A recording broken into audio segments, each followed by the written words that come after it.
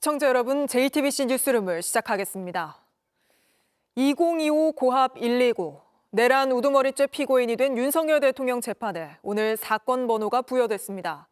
재판부는 김용현 전 장관과 정보사령관이었던 역술인 노상원 씨와 같습니다. 이제 형사재판의 시계는 빠르게 흘러갈 겁니다. 그런데 국민의힘에게 더 급한 불은 윤 대통령의 대통령직에 걸린 탄핵 심판인 걸로 보입니다. 겉으로는 탄핵에 불복하려는 건 아니다 이러면서도 재판관 한 명 한 명을 흔들면서 연일 탄핵 불복의 밑자락이라도 까는 듯한 모습입니다. 먼저 황예린 기자가 보도합니다. 설 연휴가 끝난 뒤 열린 국민의힘 지도부 첫 회의에서 헌법재판관을 향한 비판이 쏟아졌습니다. 헌법재판관 8명 가운데 3명이 우리법 연구회 출신으로 밝혀지면서 헌법재판소가 아니라 우리법재판소라는 비판까지 나오고 있습니다. 진보 성향 판사 모임인 우리법 연구회 출신인 점을 정치적으로 치우쳤다고 주장한 겁니다. 연일 재판관의 사적 친분과 가족 관계도 문제 삼았습니다. 문형배 소장대행이 이재명 민주당 대표와 친분이 있다는 의혹부터 이미선 재판관의 동생이 윤석열 퇴진 특위에 있고 정계선 재판관의 남편은 탄핵소추 대리인단 변호사와 같은 법인에 있어서 재판이 공정하기 힘들다는 겁니다. 아직 임명하지 않은 마은혁 재판관 후보자도 겨냥했습니다. 헌재는 극단적 편향성으로 국회 합의가 불발된 마은혁 판사의 재판관 임명을 강요하려 하고 있습니다. 그렇지 않아도 편향된 재판관 구성에 우리법 연구회 출신을 한 명 더 얹겠다는 생각입니다. 그러면서도 헌법재판의 결정에 불복할 여지가 있는 것 아니냐는 지적에는 곧바로 선을 그었습니다. 불복하기 위해서 이런 얘기를 자꾸 하는 것 아니냐라는 말씀들도 하시는데 그렇지 않습니다. 저희는 공정한 재판을 위해서 이 정도 사안이면 본인들이 스스로 회피를 하는 것이 맞다. 하지만 당 내부에서는 헌재에 대한 국민 저항권에 대한 언급까지 나오고 있는 상황. 헌법재판소가 제대로 역할을 못하면 이걸 어떻게 고칠 수 있느냐. 그렇잖아요. 이거 단심인데. 그럼 최종적인 헌법소기관은 국민이다. 그럼 국민이 이걸 어떻게 행사해야 되느냐. 그것은 저항권이라는. 헌재 공정성에 대한 시비를 넘어 헌재 시스템 자체를 흔들려는 시도 아니냐는 우려가 나옵니다. JTBC 황예린입니다. 이렇게 여권이 더 거칠게 헌법재판소를 흔들고 나서자 헌재 역시 공개적으로 반박에 나섰습니다. 정치권과 일부 언론이 재판관 개인 성향을 단정짓고 사법부 권한을 침해하고 있다며 탄핵 심판은 재판관 개인의 성향에 따라 좌우되는 게 아니라고 힘줘 말했습니다. 윤정주 기자입니다. 헌법재판소는 탄핵 심판이 헌법과 법률에 의해 이뤄진다는 점을 분명히 했습니다. 판단은 헌법과 법률을 객관적으로 적용함으로써 이루어지는 것이지 재판관 개인의 성향에 따라 좌우되는 것이 아닙니다. 정치권과 일부 언론이 헌법재판관들을 공격하며 탄핵 심판 본질을 왜곡하고 있다고도 했습니다. 재판관의 개인 성향을 획일적으로 단정짓고 이로 인한 사법부의 권한 침해 가능성에 대하여 헌법재판소는 우려를 표하는 바입니다. 여권이 제기하는 문형배 헌법재판소장 권한대행과 이재명 민주당 대표 간 친분 의혹도 강하게 반박했습니다. 10여 년 전 소셜미디어 상에서 댓글로 나눈 대화가 탄핵 심판에 어떤 영향이 있는지 의문이라며 지금은 소셜미디어 친구 관계도 아니라고 했습니다. 여권이 문제 삼는 문권한 대행의 블로그 글에 대해선 전체 원문을 보고 맥락을 판단해달라고 했습니다. 이미선 정계선 재판관의 가족 관련 문제 제기에 대해선 주관적 의혹을 넘어 공정한 심판을 기대하기 어려운 객관적인 사정이 있어야 한다며 공정성 논란에 선을 그었습니다. 헌법재판소는 이 같은 공격과 무관하게 탄핵 심판을 이어갈 방침입니다. 양측이 신청한 증인 4명도 채택했습니다. 윤 대통령 측이 신청한 신원식 국가안보실장과 조태영 국정원장, 백종욱 전 국정원 3차장, 국회 측이 신청한 이상민 전 행안부 장관과 김용빈 중앙선관위 사무총장 등입니다. 서울중앙지법은 오늘 윤 대통령 재판을 제25 형사부에 배당했습니다. 김용현 전 국방부 장관 등 앞서 기소된 내란 사건을 맡고 있는 재판부입니다. JTBC 윤정주입니다. 그런데 지금 헌재 공격의 선봉장으로 나선 권성동 국민의힘 원내대표조차 불과 1년 4개월 전에는 특정 연구단체, 특정 지역 출신이면 이럴 거란 고정관념에 사로잡히는데 그렇지 않다고 말한 바 있습니다. 당시 권 원내대표는 자신에게 무죄를 선고했던 재판장이 우리법 연구회 소속이었는데 정확하게 판단했다고 치켜세우기까지 했습니다. 유한울 기자입니다. 권성동 국민의힘 원내대표는 특정 헌법재판관들이 우리법 연구회 출신이라는 점을 문제 삼아 정치사법 카르텔까지 주장하고 있습니다. 민주당은 우리법 연구회 출신 법관들을 사법 요직에 앉히고 이들은 좌편향 판결로 보답하며 민주당 공천을 통해 입법부로 진출해 왔습니다. 하지만 이 같은 발언은 2023년 9월 국회 대법원장 인사청문특위 위원장이었을 때 했던 말과 배치됩니다. 권 원내대표는 민주당에서 당시 이균용 후보가 민사판례 연구회에 속한 걸 문제 삼자 이렇게 말했습니다. 흔히 어떤 특정 연구단체에 소속되면 이럴 것이다. 고정관념에 사로잡혀 있는 경우가 많이 있어요, 사실은. 그런데 어느 단체든지 간에 양질의 사람이 있고 또 그렇지 않은 사람이 있고 또 합리적인 사람이 있고 비합리적인 사람이 있다. 저는 그렇게 판단이 듭니다. 우리법 연구회를 직접 예로 들기도 했습니다. 저도 문재인 정부 때 부당 기소에 의해서 재판을 받은 사람입니다. 그런데 제 1심 재판장이 나중에 몰랐는데 재판 끝나고 나중에 보니까 우리법 연구회 소속이더라고요. 그런데 정확하게 판단을 합니다. 그러면서 그런 편견은 가급적이면 배제하려고 노력할 필요가 있다고 하더니 지금은 대통령 방어를 위해 편견을 앞세우는 모습입니다. 더욱이 권 원내대표가 정확하게 판단했다고 한 1심 재판장은 윤 대통령 체포영장을 발부한 이순영 서울서부지법 부장판사였습니다.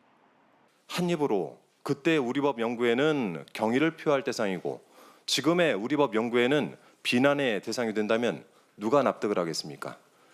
민주당은 탄핵 심판 불복 시나리오에 밑밥을 까는 저열한 시도라고도 비판했습니다. JTBC 유한울입니다. 그러니까 그때는 맞고 지금은 틀리다. 이런 식인데 이런 헌법재판소를 향한 여당과 윤 대통령 측의 공세가 근거가 있는 건지 따져보겠습니다. 정인아 기자가 나와 있습니다. 정 기자, 지금 여당은 헌법재판소 구성이 잘못됐다고 이걸 문제 삼고 있는데 우리 헌법은 이 재판관 9명을 각기 다른 기관이 추천하도록 하고 있지 않습니까? 네, 맞습니다. 우리 헌법은 헌법재판관 9명을 국회, 대법원장, 대통령이 각각 3명씩 추천해서 대통령이 임명하도록 돼 있습니다. 네. 국회 추천 목 3명도 야당과 여당이 협의를 해서 추천을 하는데요. 여야가 각각 1명씩 추천하고 나머지 1명은 공동 추천을 하는 식입니다. 그러니까 이제 골고루 추천을 하도록 해서 다양성 있게 구성하도록 하는 것이죠. 근데 그렇다고 한다면 여당의 주장대로 헌법재판소가 특정 성향에 편향돼 있다고 할 수 있겠습니까? 네, 여당은 문형배, 이미선, 정계선 재판관 3명을 집중 공격하고 있습니다. 문 재판관과 이 재판관은 지난 정부에서 문재인 전 대통령이 지명을 했고 네. 정 재판관은 최근 야당이 추천했습니다. 나머지 재판관 5명을 보면요. 정형식 재판관은 윤석열 대통령이 지명했고 조한창 재판관은 여당이 추천했습니다. 김형두, 정정미, 김복형 재판관은 대법원장이 추천해서 윤 대통령이 임명했습니다. 윤 대통령이 헌법재판관들을 임명했을 때만 해도 헌법재판소가 보수 우위가 됐다는 평가가 지배적이었습니다. 그래서 지금 현재 이 8인 체제가 중도 보수 5대 진보 3이다 이런 평가도 나오고 있지 않습니까?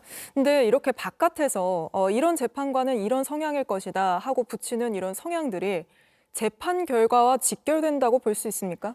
그렇지는 않습니다. 네. 박근혜 전 대통령 탄핵 심판의 경우 이 헌법재판관이 8명이었는데 6명이 보수 성향으로 분류가 됐지만 8명 전원 탄핵에 찬성했습니다. 네. 헌법재판소는 오늘 브리핑을 통해 탄핵 심판은 재판관 개인 성향에 의해 좌우되는 게 아니라면서 이 윤 대통령의 행위가 헌법이나 법률에 위배되는지 그 위반 정도가 중요하다고 강조했습니다. 그럼에도 여당은 재판관의 가족까지 문제 삼으면서 여러 방식으로 헌법재판소를 흔들고 있죠. 네, 여당에선 문형배 헌재소장 대행의 2010년 블로그 글을 소환하면서 북한의 부칙론과 개를 같이 한다고 공격을 했습니다. 네. 이 문 재판관은 원문을 읽어보라고 직접 해명을 하면서 전쟁으로 통일을 하려던 북한을 비판하는 글이다 이런 설명까지 붙였습니다. 또 정계선 재판관의 남편과 국회 대리인단 소속인 이 김희수 변호사가 같은 공익재단에서 활동한다고 문제를 삼고 있는데 이건 청문회에서도 나왔던 얘기입니다. 이 당시 정 재판관이 한마디로 논란을 해소했는데요. 직접 들어보시죠.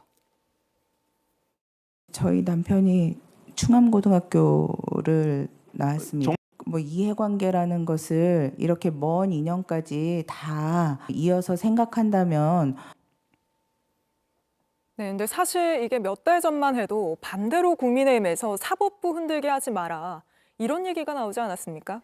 네, 지난해 11월 이재명 대표의 선거법 위반 1심에 대해서 유죄 선고가 나오자 국민의힘은 갖은 겁박과 정치 공세에도 엄정한 판결을 내려줬다면서 이 재판부를 향한 인신공격과 판결 불복은 있어서도 있을 수도 없다고 논평을 했습니다. 네. 하지만 지금은 판결이 나오기 전부터 재판관들을 인신공격하고 갖은 겁박과 정치 공세를 이어가고 있습니다. 네, 여기까지 들어보겠습니다. 정인아 기자였습니다.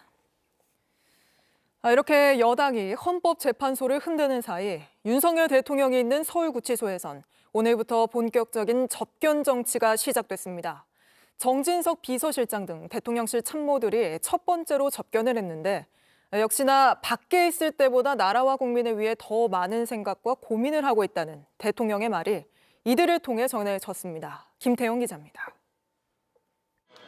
정진석 비서실장 등 대통령실 참모들이 탄 것으로 추정되는 차량들이 서울구치소를 빠져나옵니다.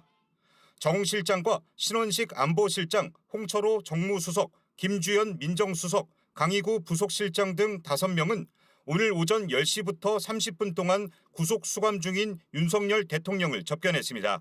윤 대통령은 이 자리에서 대통령실이 국정의 중심인 만큼 의기소침하지 말고 각자 위치에서 최선을 다하라고 참모들에게 당부했습니다. 대통령실 고위 관계자는 대통령은 건강하고 의연한 자세를 견지하고 있다며 윤 대통령은 여기도 사람 사는 곳이다, 잘 지내고 있다고 말했다고 전했습니다. 정 실장은 대통령실 직원들에게 당부의 말을 통해 대통령은 밖에 있을 때보다 나라와 국민을 위해 더 많은 생각과 고민을 할 수 있는 시간을 보내고 있다고 말했다며 대통령을 위해 기도를 해달라고 밝혔습니다. 대통령실 참모들을 시작으로 여권이 윤 대통령의 옥중 정치를 통한 지지층 결집에 적극적으로 보조를 맞추고 있다는 분석이 나옵니다. 실제로 국민의힘은 권성동 원내대표뿐 아니라 윤상현, 김민전 의원이 다음 주 접견 의사를 밝혔고 희망자는 더 늘어날 것으로 보입니다. 저한테 가시고자 하는 분이 뭐 예를 들어서 몇 분 의원이 있습니다. 지난번에. 그래서 저하고 뜻을 같이 하는 의원. 김영환 충북지사 등 여당 소속 시도지사 5명도 접견을 추진하고 있습니다. 다만 윤 대통령의 일반 접견은 하루 한 차례만 가능해 여권 인사들의 접견은 당분간 줄을 이을 전망입니다. JTBC 김태영입니다. 이렇게 구치소 정치는 시작됐지만 계엄과 관련된 고위 인사들, 수사기관에 들어가서는 윤 대통령의 주장과 반대되는 진술을 한 걸로 드러나고 있습니다. 먼저 최측근 이상민 전 행안부 장관, 국회에선 계엄은 고도의 통치 행위라고 목소리를 높여놓고는 경찰 조사에서는 당시 고도의 통치 행위라고 생각하지 않았다. 지금 생각해보니 사법 판단의 영역에 해당할 수도 있겠다. 이렇게 말을 바꿨습니다. 특히 이 전 장관은 계엄의 내용을 알았더라면 자신이 몸을 써서라도 막았을 거라고도 진술했는데 먼저 이 내용부터 이자연 기자가 보도합니다. 12.3 내란 사태 이틀 뒤 국회에 출석한 이상민 전 행정안전부 장관은 윤석열 대통령을 적극 옹호했습니다. 대통령은 헌법에 규정된 권한을 행사하신 거고 비상계엄이라는 것은 고도의 통치행위로 인식되고 있습니다. 사법적 심사 대상에서 제외된다는 것이 전통적인 학설입니다. 그런데 이 발언 이후 열흘가량 지난 12월 16일 경찰 조사에 나가선 전혀 다른 말을 했습니다. 당시 상황이 비상계엄을 할 비상사태가 결코 아니며 절차적으로도 흠결이 있었단 취지로 진술한 겁니다. 이 전 장관은 지금 생각해보니 사법 판단 영역에 해당할 수도 있겠다며 당시 고도의 통치 행위라고 생각하지 않았다고 말을 바꿨습니다. 대통령이 헌법에 규정된 권한을 적법하게 행사한 것이라 생각하냐는 질문에는 말씀드리기 쉽지 않다고 한 발 물러섭니다. 그럼 국회에서 발언한 건 무엇이냐는 질문엔 야당의 정치적 공세에 정무적으로 대응한 것뿐이라면서 계엄의 실질적인 내용을 알았더라면 몸을 써서라도 막았을 거라고 했습니다. 이 전 장관은 윤 대통령의 충암고 4년 후배이자 서울대 법대 후배로 대통령의 최측근으로 알려져 있습니다. 수사기관에서 대통령을 겨냥한 말을 한 이 전 장관은 이후 열린 국회 청문회에서는 증인 선서마저 거부하는 등 다른 태도를 보이기도 했습니다. 증언하지 않겠습니다. 거발인데 뭐하러 이 자리에 나오셨어요? 소환을 하셨기 때문에 나왔습니다. 이런 가운데 이 전 장관이 탄핵 심판 증인으로 채택되면서 대통령과 이 전 장관은 다음 달 11일 헌법재판소에서 대면합니다. JTBC 이자연입니다. 조태용 국정원장의 경찰 진술도 확인했습니다. 조 원장은 최근까지도 국회에 나와 자신의 명예를 걸고 홍장원 전 1차장으로부터 정치인 체포 지시를 받았다는 보고를 들은 적 없다고 목소리를 높였습니다. 그런데 이보다 앞서 이뤄진 경찰 조사에선 홍 전 차장으로부터 군이 한동훈, 이재명을 잡으러 다닐 것 같다는 말을 들었다고 진술한 걸로 드러났습니다. 연지환 기자입니다. 지난 22일 국회 국정조사에서 국정원장과 전직 차장이 내란 당일 정치인 체포 의혹을 놓고 맞붙었습니다. 조금 좀 강한 어투라서 말씀드리기가 좀 어렵습니다만 하여튼 이번에 다 잡아들여서 싹 다 정리해라라고 말씀하셨습니다. 조 원장은 바로 반박했습니다. 그 체포 지시를 받았다는 얘기를 12월 3일 날 밤에 원장인 저한테 보고했느냐, 저한테 보고하지 않았다는 말씀을 제 명예를 걸고 다시 한번 확인하겠습니다. 그런데 국정조사 한 달 전쯤인 지난해 12월 18일 조 원장은 국회 증언과 다른 취지의 진술을 했습니다. 국정원 회의가 끝난 뒤 홍 전 차장이 따로 보고를 하러 들어왔다는 겁니다. 조 원장은 홍 전 차장이 아마 한동훈, 이재명을 잡으러 다닐 것 같다고 말했다고 진술했습니다. 윤 대통령이 방첩사를 잘 지원하라고 지시했다는 말도 홍 전 차장으로부터 들었다고 진술했습니다. 이는 홍 전 차장의 국회 증언과도 일맥상통합니다. 국정원에 대공수사권을 줄 테니 이번에는 일단 방첩사를 적극 지원해라. 조 원장은 경찰 조사에서 다만 이런 보고가 시중에 떠도는 말을 하듯 아는 정보를 과시하는 느낌을 받아 뜬구름 잡는 말이라고만 생각했다고 덧붙였습니다. 홍 전 차장이 정치인들을 잡으러 다닐 것 같다고는 했지만 대통령 지시는 없었다는 게 조 원장 주장입니다. 이런 가운데 조 원장은 부정선거에 대해서는 해킹 취약점으로 선거 부정이 발생했다는 보고를 국정원이 하지 않았다고 경찰에 진술했습니다. JTBC 연지환입니다. 그런가 하면 최상목 권한대행은 경찰 조사에서 계엄에 동의한 장관이 있었다는 김용현 전 장관의 증언과 배치되는 진술을 한 걸로 확인됐습니다. 전체적으로 모두 걱정하는 분위기였고 자신이 윤 대통령뿐 아니라 김용현 전 장관까지 말렸지만 두 사람 모두 돌이킬 수 없다고 뿌리쳤다고 진술한 겁니다. 최규진 기자의 단독 보도입니다. 최상목 권한대행은 경찰 조사에서 자신이 윤 대통령에게 비상계엄을 절대 선포해선 안 된다며 말렸다고 거듭 주장했습니다. 제가 너무 놀래가지고 총리께 총리님 왜 반대 안 하세요? 뭐 이렇게 그런 취지의 말씀을 드렸습니다. 그러니까 저도 이게 경제에 미친 영향이 너무 심대하고 그래서 이거는 안 됩니다라고 여러 번 말씀을 드렸습니다. 최 권한대행은 당시 김용현 국방부 전 장관에게도 이게 말이 되느냐며 말렸다고 진술했습니다. 하지만 김 전 장관은 윤 대통령과 똑같이 돌이킬 수 없다는 대답을 했다고 전했습니다.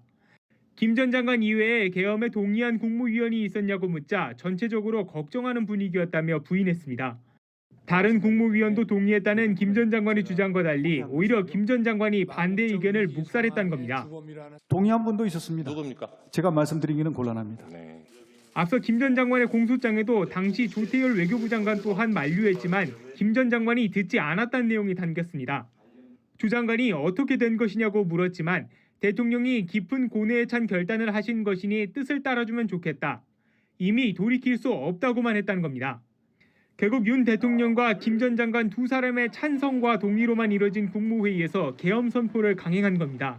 JTBC 최규진입니다. 네, 공개 석상에선 대통령을 옹호해온 이상민 전 장관도 경찰 조사에선 달랐는데 내란 당일 울산의 김장 행사로 늦게 서울에 왔고 평소 연락도 안 하던 김용현 전 장관의 연락을 받고는 이유도 모른 채 용산에 들어갔다고 구체적인 상황을 모두 진술했습니다. 윤 대통령이 계엄 선포를 와이프도 모른다, 알면 굉장히 화낼 것 같다는 말도 했다고 진술했는데 김일환 기자입니다. 12.3 내란 사태 당일 이상민 전 장관은 김용현 전 국방부 장관의 전화를 받습니다. 경찰 진술에 따르면 오후 6시 11분 김용현 전 장관이 전화로 어디냐고 물어와 울산에서 김장 행사를 하고 회의를 하다 서울로 가는 길이라 답했고, 그러자 김 전 장관이 도착하는 대로 바로 용산으로 들어오라고 했습니다. 하지만 이 전 장관은 평소 김 전 장관과 거의 통화한 적이 없고 사석에서 만난 적도 없다고 주장했습니다. 윤 대통령은 이 전 장관의 충안고 4년 선배, 김 전 장관은 5년 선배입니다. 이에 대해 이 전 장관은 경찰에서 충암고 덕을 본 게 있긴 하지만 그만큼 더 힘든 점도 있었다며 같이 충암으로 섞어서 국민들이 보시는 게 안타깝다고 했습니다. 이 전 장관은 당시 용산에 소집된 국무위원들이 이해할 수 없다며 행안부 장관이 가서 말씀 좀 드려보라고 했다는 진술도 했습니다. 하지만 윤 대통령이 국무위원 한 사람이 느끼는 바와 국가를 총괄하는 대통령이 인식하는 상황과 책임이 다르다며 곧장 떠나 더는 할 수 있는 게 없었다고 했습니다. 정무수석의 어깨를 치며 대통령을 잘 좀 말려봐요라고 말한 기억이 있다는 이 전 장관의 매우 구체적인 진술도 담겼습니다. 이 전 장관은 또 경찰에서 윤 대통령은 참모들에게 아무도 모른다, 심지어 와이프도 모른다, 와이프가 굉장히 화낼 것 같다고 말한 것으로 알려졌습니다. JTBC 김일환입니다. 네, 보신 것처럼 윤석열 대통령의 최측근인 이상민 전 장관의 진술을 포함해 사실상 모든 국무위원의 경찰 진술이 탄핵 심판에 나섰던 대통령과 김용현 전 장관의 증언을 정면으로 부인하고 있습니다. 바로 취재 기자와 자세히 짚어보죠. 자, 박병현 기자. 모든 걸 내가 다 한 거다, 다 내 탓이다. 이렇게 김용현 전 장관은 증언을 했었는데 지금 국무위원들의 진술을 보면 다 정면으로 반박하고 있는 거 아닙니까? 예, 맞습니다. 오늘은 일단 크게 세 갈래로 나눠서 살펴보겠습니다. 네. 먼저 김용현 전 장관이 이 12.3 개엄 전 국무회의가 정상적인 국무회의였다고 주장한 부분입니다. 1시간 30분 넘게 순차적으로 심의가 이루어졌다고 보시면 되겠습니다. 김용현 전 장관은 이때 각 부처 장관들에게 계엄 상황에 따른 지침을 내렸다고도 했습니다.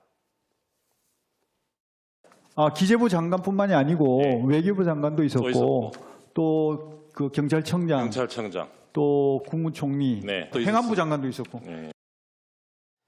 마지막으로 국무회의 때 찬성한 국무위원도 있다고 했습니다.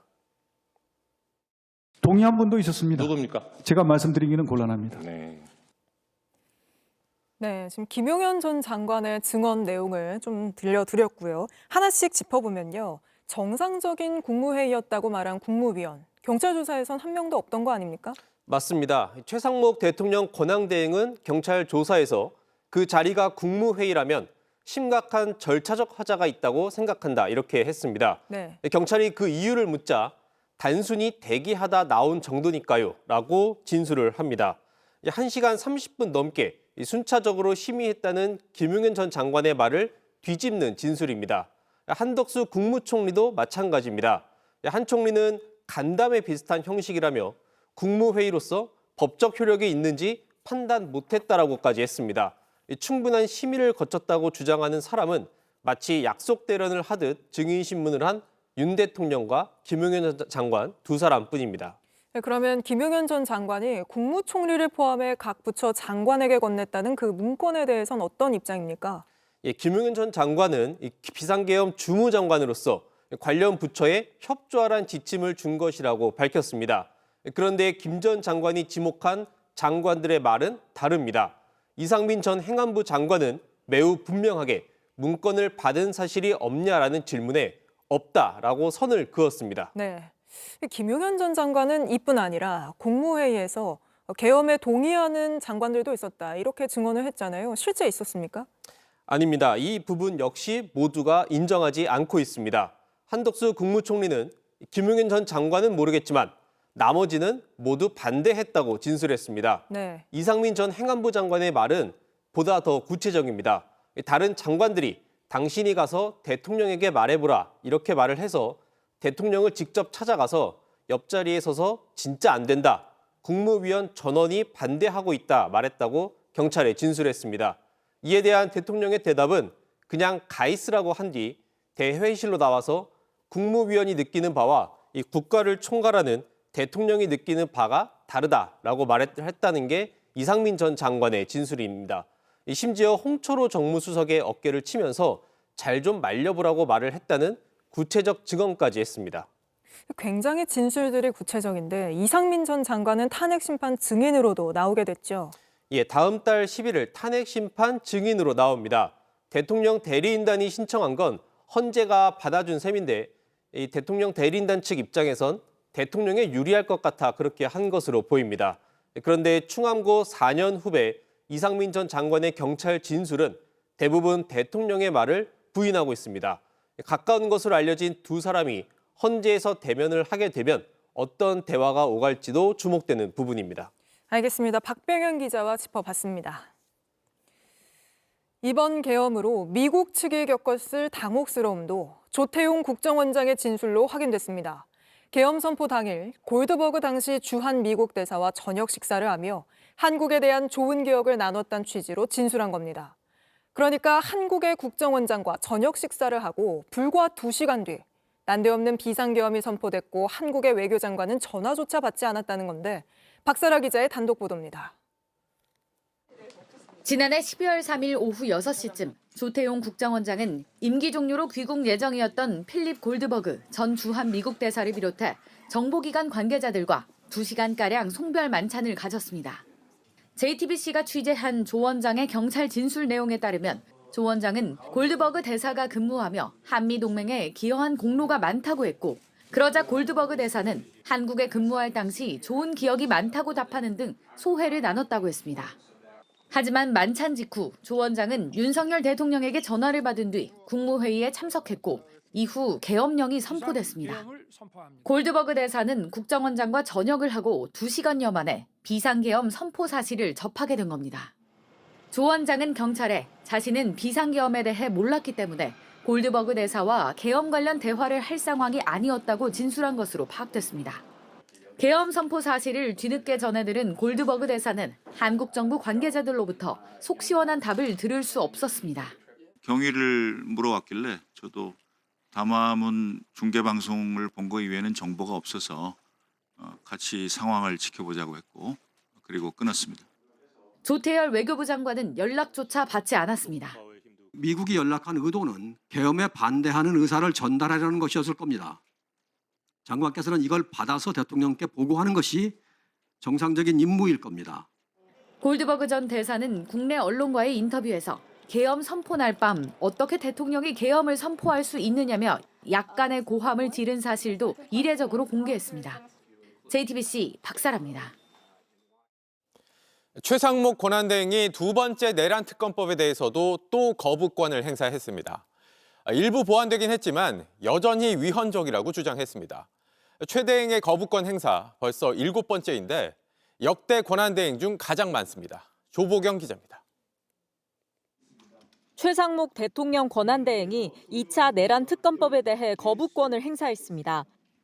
헌법 질서와 국익의 수호, 또한 당면한 위기 대응의 절박함과 국민들의 바람 등을 종합적으로 고려해 이번 특검 법안에 대해 제의 요청을 드리는 것이 불가피하다고 판단했습니다.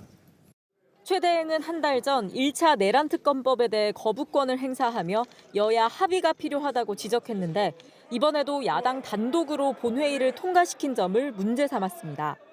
또 위헌적 요소도 여전히 남아있다며 거부권 행사 이유를 밝혔습니다.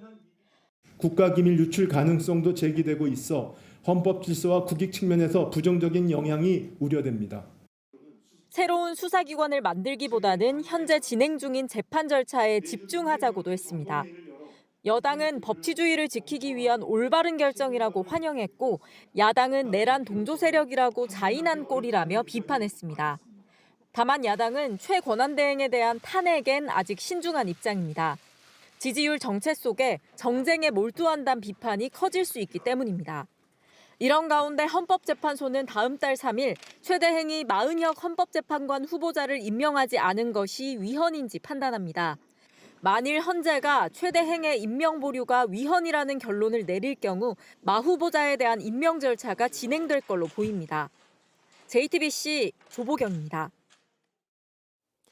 법원 폭동을 현장에서 부추겼던 극우 유튜버들. 이 유튜버들 중에도 전광훈 씨를 추종하는 전도사가 있습니다. 이 전도사는 지금도 유튜브를 통해 법원 폭동이 경찰 탓에 벌어진 거란 선동을 계속하고 있습니다. 이상엽 기자가 보도합니다. 윤석열 대통령에 대한 1차 체포영장 집행 하루 전인 지난 2일 극우 유튜버 윤모 씨가 한남동 관저 앞에서 라이브 방송을 합니다. 경호대도 잘 들으세요. 만약에 누가 체포로 온다. 바로 기관총 쏴야 됩니다. 기관총 갈겨야 돼요. 폭동을 언급하기도 합니다. 경호대 경찰 똑바로 못하면 우리가 직접 무기 드니까 직접 폭동이 일어나기 전에 똑바로 잘해. 서부지법 폭동이 있던 지난 19일 새벽 윤 씨는 법원 앞에서 사람들을 부추깁니다. 바로 돌진해버리게요. 오늘 구속영장 떨어지면 오늘 빨갱이 잡으러 직접 집투합니다. 판사가 다 빨갱이가 돼버렸습니다, 여러분. 이거 가만 놔둬야 되겠습니까? 법원 후문 쪽 담이 뚫기 쉽다고도 말합니다. 뭐 여기가 더 뚫기가 쉽습니다. 담벼락으로 붙어주세요. 담벼락 쪽으로. 나는 넘어갑니다. 나는 넘어가요, 여러분. 몇몇 사람들이 선동을 말리지만 듣지 않습니다. 들어가면 안 되잖아요. 왜 선동을 해? 근데 선생님이 여기 계시는데 저기 젊은 친구들 들어가서 안 되고. 지금 전 세계 혁명은 다 지금 유튜브로 오는 거예요. 당시 윤 씨는 직접 법원 셔터문까지 들어올려 시위대의 폭동을 부추겼습니다. 전광훈 목사를 추종하는 전도사로 알려진 윤 씨. 유튜브가 사이버 괴롭힘 관련 규정을 어겼다고 판단해 윤 씨의 채널을 폐쇄하자 숫자 하나만 바꾼 이름으로 새 채널을 운영하고 있습니다. 최근에도 이 채널을 통해 법원 폭동은 경찰 잘못이라는 식으로 주장했습니다. 방패부대라도 딱 해가지고 어떤지 보호막을 치고 차벽을 딱 쏴버렸으면은 전혀 이런 사건이 일어날 수가 없다 이거예요. 이런데도 이렇게 사전에 이렇게 다 차벽을 세워버리면은 아무런 이렇게 공격할 수 있는 그런 여지가 없다 이 말입니다. 그런데 이렇게 무방비로 놔둬버리니까. 경찰은 윤 씨에 대해서도 필요한 조사를 하겠다는 방침입니다. JTBC 이상엽입니다. 그런데 이들 극우 유튜버들이 최근 서로 싸우고 있습니다. 윤 대통령 구속과 법원 폭동 사태 과정에서 서로 책임을 떠넘기며 내분을 벌이기 시작한 겁니다. 윤 대통령을 욕하는 극우 유튜버의 녹취를 다른 유튜버가 폭로하기도 합니다. 정영재 기자입니다. 윤 대통령 지지 집회를 주도해온 한 극우 유튜브가 최근에 올린 영상입니다. 윤석열이 지금 탄핵당해야 돼요. 미친 자식이야. 누구는 탄핵당하게 만들어놓고 지도 지금 직권남용하는 거예요. 미친. 다른 극우 유튜버가 윤 대통령을 욕한 녹취를 폭로한 겁니다.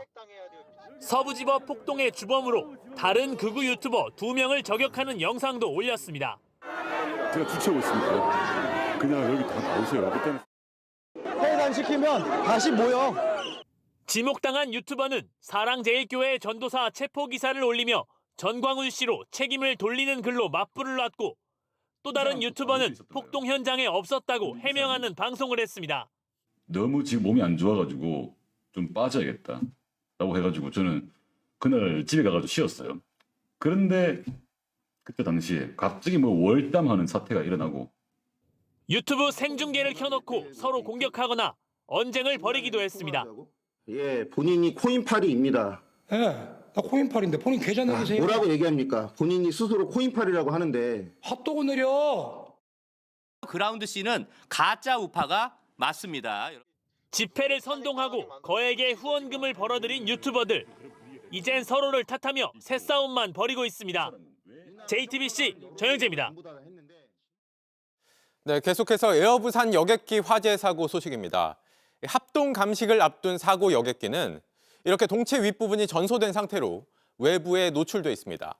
이 때문에 많은 시민들이 부산과 김해를 오가는 과정에서 당시 화재가 얼마나 심각했는지 그대로 목격할 수 있습니다. 구석찬 기자가 현장 취재했습니다. 비상 슬라이드로 혼비백산 탈출하는 승객과 곧이어 여객기 전체를 휘감은 맹렬했던 화염. 홍콩행 에어부산 여객기는 그날 밤 처참하게 녹아내렸습니다. 부산과 김해를 오가는 전동차에서는 여객기의 모습이 눈앞에 펼쳐집니다. 이 경전철은 하루 394차례 운행되는데요. 이렇게 공항역에 접근할 때면 불에 탄 비행기가 그대로 보입니다. 여객기 모습을 본 승객들은 하나같이 입을 다물지 못합니다. 5분만 더 빨리 떴으면 다 큰 사고로 번질 수 있었을 거라 가지고. 어쩔 수 없는 일정에 출국해야 하는 사람들도 걱정스럽다 말합니다. 이제는 좀 불안하고 많이 긴장을 하면서 비행기를 이용하게 될 것 같아요. 화재 현장을 두고 김해국제공항에선 안전 불감증 논란도 일고 있습니다. 한 시민은 항공유 16톤을 빼내지 못해 폭발 위험이 있는 사고기 가까이서 다른 여객기들이 뜨고 내리는 게 맞냐고 지적합니다. 유증기를 기름을 빼가지고 한다 하는데 목숨이 왔다 갔다 하는데 너무 불안하고. 화재 당시 생사의 갈림길에서 비상 탈출했던 승객들에겐 트라우마가 생겼습니다. 사람들은 짐이 뭐가 필요 있냐, 살아야지 옆으로 튕겨나가고 넘어지려고 하고 하니까. 항공 당국은 기름 제거 없이 다음 달 3일 합동 감식에 들어간다고 했습니다. 당분간 불안과 공포의 잔해는 시민들 눈앞에 이대로 서 있게 됩니다. JTBC 구석찬입니다. 네, 이렇게 여객기 사고가 잇따라 발생하면서 비행기 타기 겁난다는 목소리도 나오고 있습니다. 또 화재 원인일 가능성이 있다고 지목되고 있는 휴대용 보조 배터리를 놓고도 안전 규정을 더 강화해야 한다는 지적이 나오고 있습니다. 박소연 기자입니다. 김포공항 국내선 출국장입니다. 연이은 항공사고에 떠나는 발걸음이 가볍지만은 않습니다. 애들한테 그 90초를 설명한다고 그래가지고 명절 때 모였을 때 이렇게 딱 그 슬라이딩 타는 거 좀 연습을 시켰거든요. 혹시 몰라서. 짐을 챙길 때도 다시 한번 점검하게 됩니다. 아니, 안 챙겼습니다. 사고 났다고 해서 내려놓게 되더라고요. 보조 배터리를 비롯한 기내 반입 물품을 아예 금지하기 어려운 만큼 관련 규정을 강화해야 한다는 요구도 커지고 있습니다. 항공사들은 보조 배터리를 직접 소지해달라고 안내하고 있지만 기내에서 어떻게 보관하든 통제할 규정은 없습니다. 혹시 이게 불이 나지 않을까 걱정이 되죠. 개인적으로 소지하고 다니면은 좀 예방할 수는 있겠나. 전문가들은 보조 배터리는 외부 충격에 취약하다는 점을 지적합니다. 보조 배터리는 떨어뜨리다든지 압력이 눌린다든지 해서 안에 셀들이 데미지 입은 상태에서 어느 순간 불이 날 수도 있는 거죠. 때문에 기내에선 직접 손에 휴대하고 과충전은 자제해달라고 권고합니다. 95%, 90% 이 정도만 충전하는 게 좋을 수도 있다. 낮은 전압에서 쭉 유지하는 게 훨씬 안전성 측면에서 좋은 거죠. 이런 가운데 사고조사위원회는 별도의 항공유 제거 없이 다음 달 3일부터 에어부산 여객기 현장 감식에 착수합니다. JTBC 박소연입니다. 네, 미국에서도 여객기 사고가 발생했죠. 수도 워싱턴에서 벌어진 여객기와 군 헬기 충돌 사고. 안타깝게도 생존자는 끝내 발견되지 않았습니다. 희생자 가운데는 한국 게이면서 피겨스케이트 유망주로 꼽히던 16살 또 13살 선수가 포함되어 있습니다. 워싱턴에서 김형구 특파원입니다.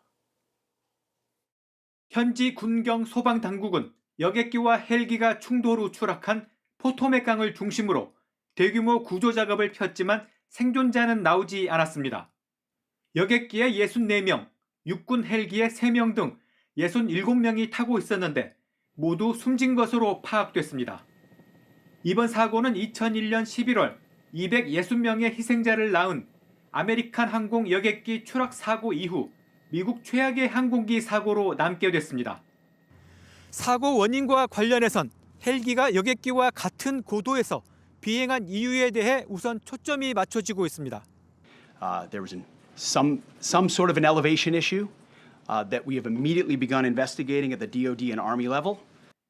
여객기에는 피겨 스케이팅 선수단 약 20명이 타고 있었던 것으로 조사됐습니다. 10대 유망주로 알려진 한국계 진아 한과 스펜서 레인 그리고 이들의 모친도 포함됐습니다. She was in it to win it, just a delight, but for a little 13-year-old, just full of grace. He was just beaming. This kid was so talented. He'd only started skating a few years ago and he had all of his triples. 도널드 트럼프 대통령은 기자회견을 열어 희생자들을 애도한 뒤 전임 바이든 정부의 다양성 중시 인사 정책 때문에 항공관제 인력의 능력이 약화됐다고 책임을 돌렸습니다. And here's one. The FAA's diversity push includes focus on hiring people with severe intellectual and psychiatric disabilities. 하지만 뚜렷한 근거는 되지 않아 취임 열흘 만에 위기 관리 능력을 시험받게 됐다고 현지 언론은 평가했습니다. 워싱턴에서 JTBC 김형구입니다. 중국의 저비용 AI 딥시크의 등장은 우리 증시에도 큰 충격을 줬습니다. 오늘 국내 반도체 관련주들이 줄줄이 하락했는데요. 다만 우려가 과도하다는 지적도 나오고 있습니다. 전다빈 기자입니다. 설 연휴 동안 미국 증시를 충격에 빠뜨렸던 중국산 딥시크는 우리 증시도 뒤흔들었습니다. 저가 AI 가능성을 입증한 만큼 고성능 AI 칩을 만드는 반도체 관련주가 줄줄이 급락한 겁니다. 엔비디아의 고대역 폭메모리 HBM을 공급하는 SK 하이닉스는 10% 급락했고 HBM 필수 장비를 만드는 한미 반도체도 6% 넘게 내렸습니다. 삼성전자도 2%대 하락했습니다. 반면 소프트웨어 기업이 수혜를 볼 거란 기대감에 네이버와 카카오는 7% 안팎으로 급등했습니다. 업계에선 신중한 반응이 나옵니다. AI 시장이 활성화할 거란 기대가 나오는 한편 가격이 지금 싼 걸 해도 된다는 거잖아요. 그럼 시장이 커질 거 아니에요. 많은 부분 기업들이 투자를 많이 할 거 아니에요. 전 세계 HBM의 90%를 국내 업체들이 생산하는 만큼 반사이익은 제한적일 거란 시각도 있습니다. 한 업계 관계자는 범용 디램보다 HBM 납품 가격이 비싼데 저가 시장 활성화로 국내 업계가 이득을 가져올진 의문이라고 말했습니다. 이런 가운데 삼성전자는 1분기 말 고성능 HBM을 납품할 수 있을 거라고 밝혔습니다. HBM3 개선 제품도 계획대로 준비하고 있습니다. 일부 고객사에는 개선 제품을 1분기 말부터 양산 공급할 예정이지만 언급한 고객사가 엔비디아인지는 밝히지 않았지만 2분기부턴 공급량이 늘 거라고 언급했습니다. 딥시크의 등장으로 AI 패권을 둘러싼 각국 경쟁이 본격화한 가운데 우리 정부 차원의 대책이 필요하다는 목소리도 커지고 있습니다. JTBC 전다빈입니다. 극심한 고통에 시달리는 환자들은 어쩔 수 없이 마약성 진통제를 씁니다. 문제는 오남용인데 미국에선 수십만 명이 숨지는 등 이미 사회적인 문제가 됐습니다. 이런 가운데 미국에서 비마약성 진통제 신약이 등장해 대안으로 주목을 받고 있습니다. 로스앤젤레스 홍지은 특파원입니다. 거리 곳곳에 몸을 구부린 채 서 있거나 고개조차 들지 못하는 사람들이 눈에 띕니다. 펜타닐, 이른바 좀비 마약에 취한 상태입니다. 미국 질병통제예방센터에 따르면 2022년에 마약성 진통제 과다 복용으로 하루 평균 224명이 목숨을 잃었습니다. 이미 펜타닐 비상사태까지 선포된 상황입니다. That's 7 lost lives per hour in our country. That is why, effective today, my administration is officially declaring the opioid crisis a national public health emergency under federal law. 이런 가운데 중독 위험을 해소할 신약이 미국에서 정식 허가됐습니다. 미국 제약사 버텍스가 개발한 전화백스는 급성이나 심한 통증 치료제입니다. 뇌에 직접 작용하는 기존 마약성 진통제와 달리 뇌에 영향을 미치지 않아 중독 위험이 없습니다. At Vertex, we are researching a new approach that we believe targets specific pain pathways and hope to develop potential treatment. 버텍스는 매년 급성 통증 치료를 위해 8천만 명이 약을 처방받는 미국에 역사적인 전환점이 될 것이라고 강조했습니다. 다만 기존 진통제보다 가격은 비싸고 효과는 낮다는 지적도 있어 아직 넘어야 할 과제가 많습니다. 로스앤젤레스에서 JTBC 홍지연입니다. 백종원 더본코리아 대표가 최근 판매한 설 선물 세트 때문에 논란에 휩싸였습니다.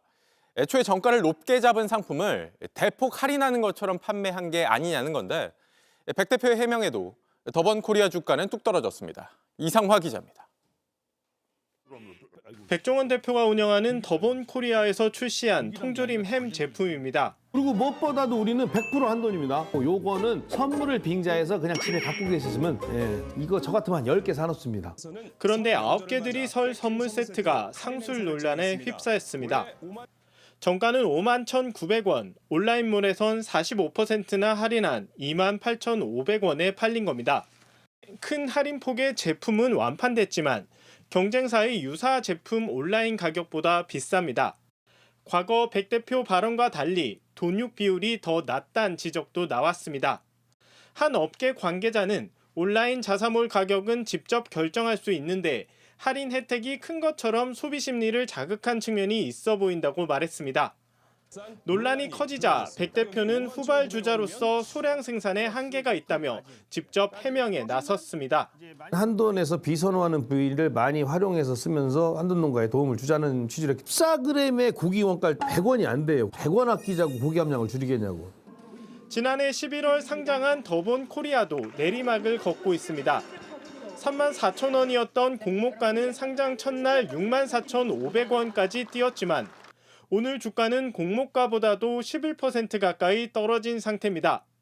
서민들이 좋아할 만큼 퀄리티는 좋고 그다음에 가격은 굉장히 합리적으로 제공한다. 이러한 이제 생각들을 가지고 있는데 소비자 기대보다 좀 비싸기 때문에 조금 논란이 있는 거 아닌가.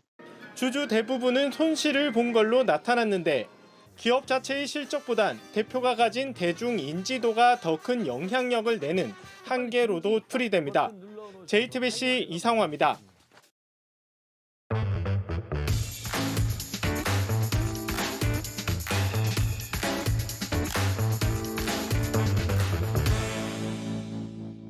돌아온 비하인드 뉴스 시간입니다. 오늘도 이성대 기자와 함께 하겠습니다. 자, 이 기자, 오늘은 어떤 이슈 준비했습니까? 네, 오늘 그 의원, 요원 이런 논란에 이어서 이번에는 영어 듣기 평가입니다.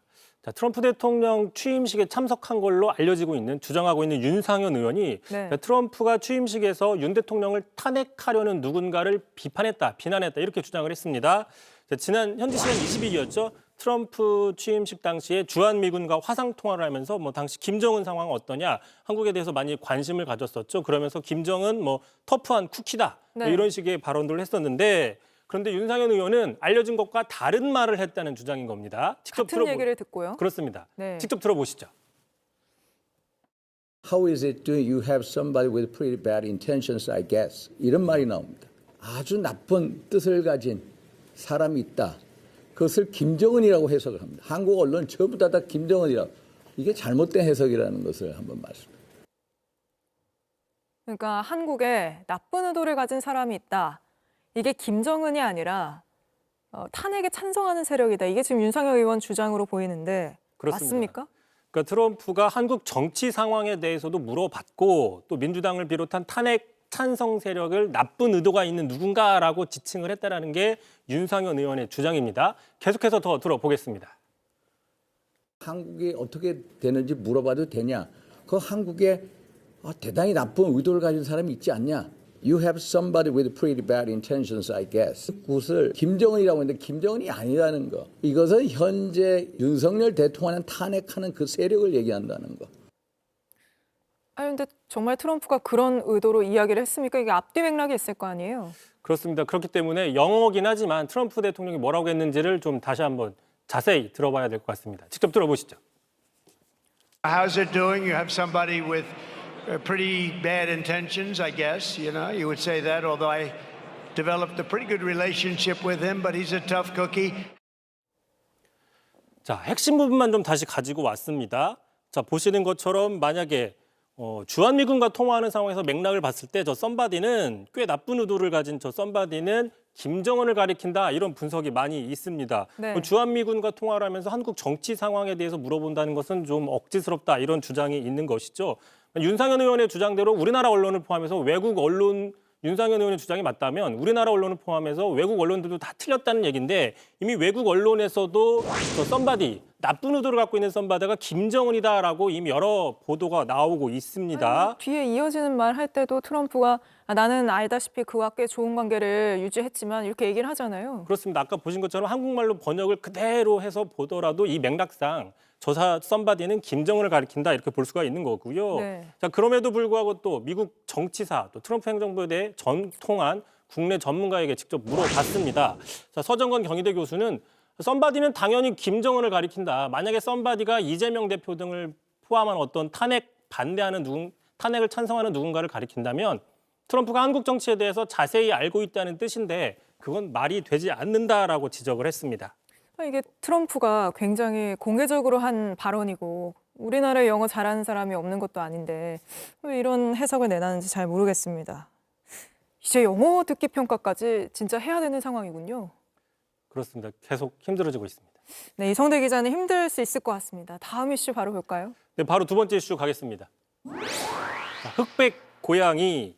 최근이었죠. 이재명 대표가 민생 중심 실사구시를 표방하면서 이른바 흑묘백묘론을 이야기했습니다. 네. 중국의 덩샤오핑이 얘기했었죠.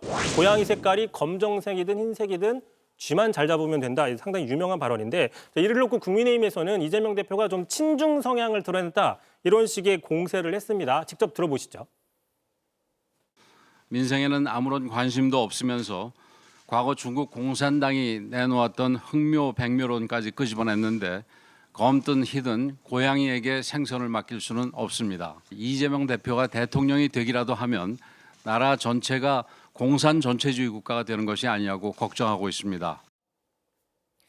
네, 영어에 이어 이번에는 중국어인데 사실 흰 고양이든 검은 고양이든 쥐를 잘 잡으면 좋은 고양이다. 이거 굉장히 유명한 말이잖아요. 그렇습니다. 그러다 보니까 당장 민주당에서는 너무 이게 당연한 표현인데 국민의힘에서는 쥐 잡는 고양이도 국적을 따지냐 이런 비유조차 경직된 이념 논리로 비난하는 권영세 비대위원장의 인식 수준에 한숨이 나온다 이런 비판을 했고요. 실제로 말씀하신 것처럼 유명한 어록이라서 우리나라 정치권에서도 그동안 여러 차례 썼습니다. 자, 대표적으로 국민의힘의 홍준표 대구시장이죠. 지난 2023년에 여당의 비대위원장 논란이 일자 지금 적절한 말은 바로 흑묘백묘론이다라고 직접 언급한 적도 있고요. 심지어 홍 시장은 이런 얘기도 한 적이 있습니다. 나는 덩샤오핑 같은 사람이다 라고 셀프 소개를 한 적도 있기 때문에 권영세 비대위원장 주장대로면 만약에 홍준표 지사가 대통령이 되면 우리나라를 공산주의로 만들 것이냐 뭐 이런 반론에 부딪힐 수도 있는 겁니다. 알겠습니다. 굉장히 등소평 발음을 굉장히 멋지게 해줬는데 여기까지 들어보겠습니다. 이성대 기자였습니다. 전북 정읍에서 양봉업자를 살해하고 시신을 유기한 혐의를 받는 70대 남성이 경찰에 붙잡혔습니다. 숨진 양봉업자에게서 벌통을 샀는데 그 안에 여왕벌이 없어 화가 났다는 게 이 남성이 밝힌 범행 이유입니다. 윤두열 기자입니다. 한 남성이 호주머니에서 둔기를 꺼내더니 차에 싣습니다. 그러곤 곧바로 어디론가 향합니다. 차 몰고 도착한 곳은 한 양봉업자가 지내던 전북 정읍의 작은 움막입니다. 설 전날인 28일 이곳에서 지내던 아버지가 연락이 안 된다는 신고가 들어왔습니다. 경찰과 소방이 일대를 다 뒤졌지만 찾지 못했습니다. 단순 실종이라기엔 좀 수상했습니다. 피해자 차량의 블랙박스는 통째로 사라졌고 피해자와 마지막으로 통화한 배달기사는 이런 이야기를 들었다고 했습니다. 벌통을 훔쳐가려고 하는 범인을 잡았었다. 다만 그분은 아는 사람이기 때문에 돌려보내줬다. 그 얘기를. 벌통 도둑은 구매한 벌통에 여왕벌이 없다며 불만을 제기한 이를 피해자가 가리키는 말이었습니다. 경찰은 인근을 오고 간 차량을 쫓아 한 70대 남성을 찾아냈습니다. 2년 전 벌통을 사간 사람이었습니다. 이 남성이 콕 집은 곳을 팠더니 피해자의 시신이 나왔습니다. 왜 죽였냐고 묻자 여왕벌 때문이라고 했습니다. 구입한 벌통에 여왕벌이 없었기 때문에 감정이 좋지 않았었고요. 피해자와 마찰이 생겼고 그로 인해 감정이 더 격해져. 살인과 사체 유기 혐의로 유치장에 입감돼 있던 이 남성은 오늘 오전 독국물을 먹고 병원으로 옮겨졌습니다. 생명에는 지장이 없는데 이 남성이 어떻게 독국물을 반입했는지가 또 문제가 되고 있습니다. JTBC 윤두열입니다. 중국의 바둑기사 커제 구단이 한국 대회에서 기권패를 당한 걸 놓고 중국 바둑계가 강하게 반발하고 있습니다. 한국 주최대회는 아예 보이콧하겠다고 선언까지 했는데 무슨 일이 벌어진 건지 강나현 기자가 전해드립니다. 커제 구단은 대국을 포기하였고 이에 따라 변상일 구단에 기권승을 선언합니다. 2020년 이후 5년 만에 세계대회 정상을 노렸던 커제 구단이 대국장을 박차고 나갑니다. LG배 결승전에서 심판에게 벌점을 받자 거세게 항의했고 끝내 대국까지 포기하고 만 겁니다. 벌점을 받은 건 대회 규칙을 어겼기 때문입니다. 지난해 11월 생긴 한국 바둑 규칙에 따르면 상대방 돌을 따낸 사석은 통에 담아야 합니다. 그러나 커제는 그 돌을 탁자 위에 놓았습니다.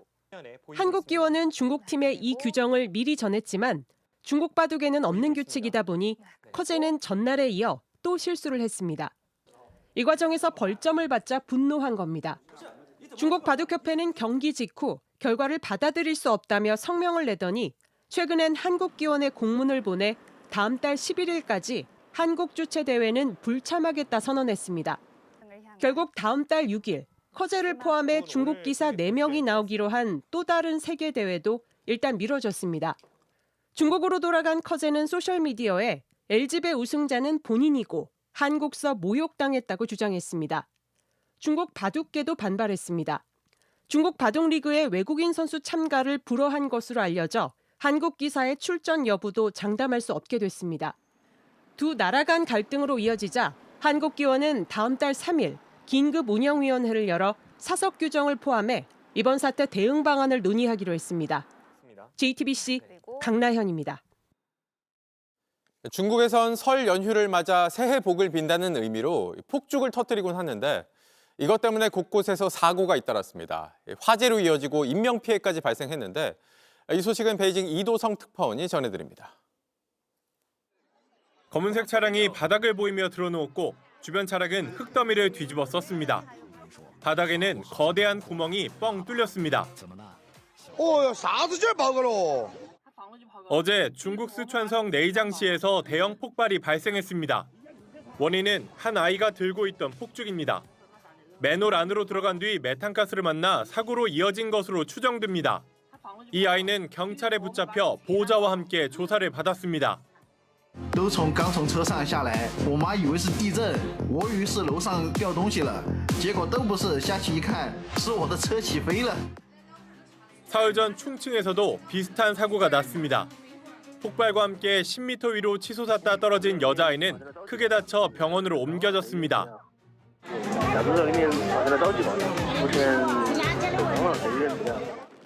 중국에선 매년 설 연휴마다 비슷한 사고가 반복됩니다. 폭죽이 귀신을 쫓고 복을 가져온다는 믿음이 퍼져 있어 너도 나도 폭죽놀이에 나서기 때문입니다. 경쟁적으로 더 크고 더 화려한 폭죽을 쏘아 올리면서 사고도 이어집니다. 당국이 폭죽 금지 지역을 정하고 단속에 나서기도 하지만 끊을 수 없는 전통놀이라는 이름으로 인명피해까지 발생시키고 있습니다. 중국 베이징에서 JTBC 이도성입니다.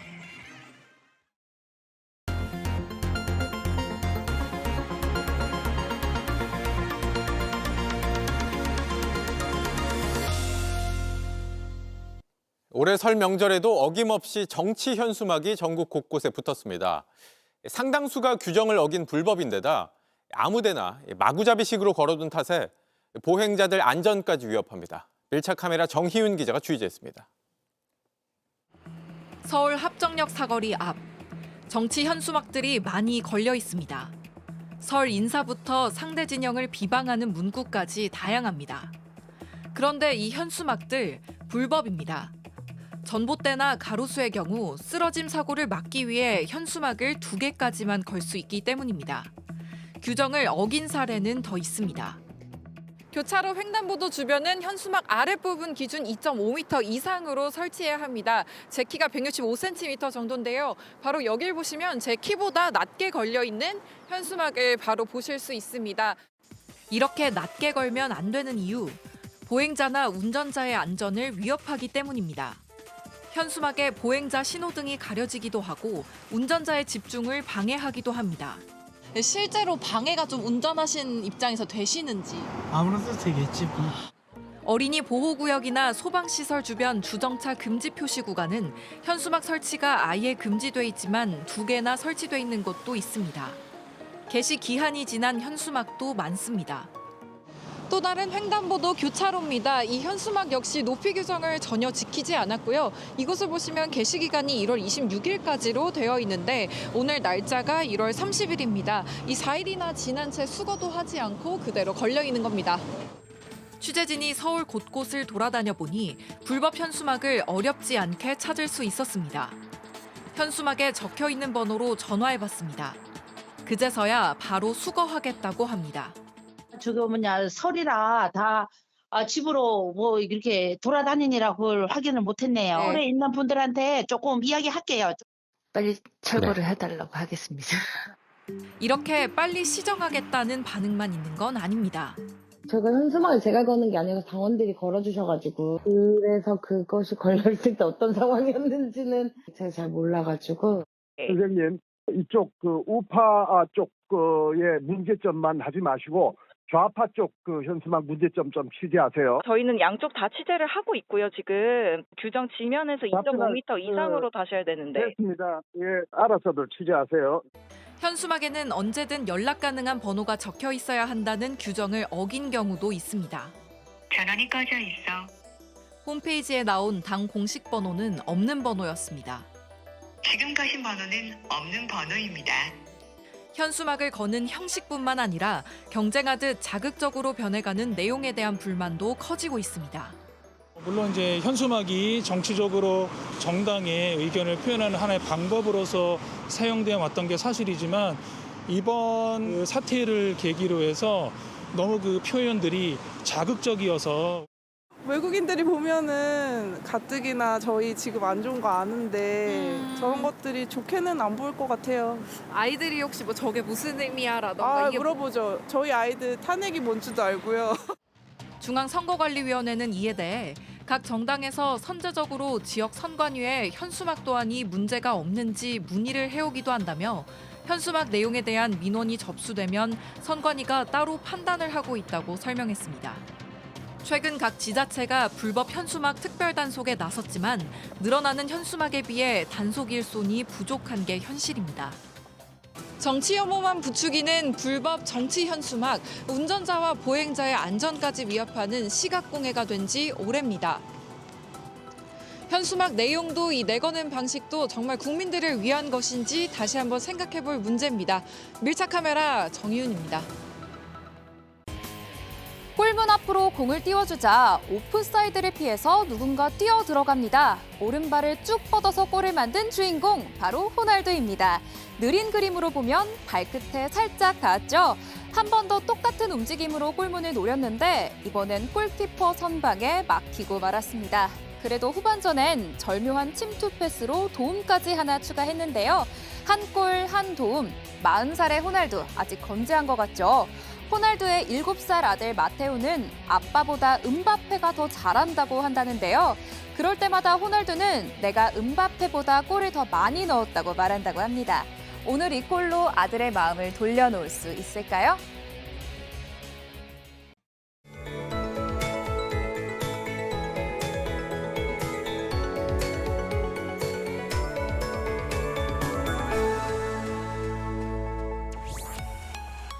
연휴가 끝나고 또다시 중부지방 곳곳으로 눈발이 날리기 시작했습니다. 오늘 오후 경복궁의 모습인데요. 바닥이 온통 하얗게 변할 정도로 꽤 많은 눈이 쌓였습니다. 이 눈은 저녁 사이 대부분 그치겠지만 내일은 충청 이남을 중심으로 비나 눈 소식이 있겠습니다. 내륙 지역은 1에서 5cm의 눈이 내리겠고요. 그 밖의 지역은 눈 대신 비로 내리는 곳이 많겠고 기온에 따라 눈과 비가 섞여 내릴 수 있겠습니다. 미끄럼 사고에 주의하시기 바랍니다. 그래도 주말 동안 추위 걱정은 덜겠는데요. 낮 동안 8도선까지 오르면서 평년 기온을 5도 정도 웃돌겠습니다. 다만 수도권과 충남은 오전 공기가 탁하겠습니다. 내일 아침 기온은 서울 영하 1도, 그 밖의 지역은 대부분 영상권으로 시작하겠습니다. 낮 기온은 대전 8도, 광주와 대구는 7도까지 오르겠습니다. 겨울의 온화함은 그리 오래가진 않겠고요. 절기 입춘인 다음 주 월요일을 기점으로 막바지 한파가 찾아오겠습니다. 날씨였습니다. 뉴스룸 저희가 준비한 소식은 여기까지입니다. 시청해주신 여러분 고맙습니다.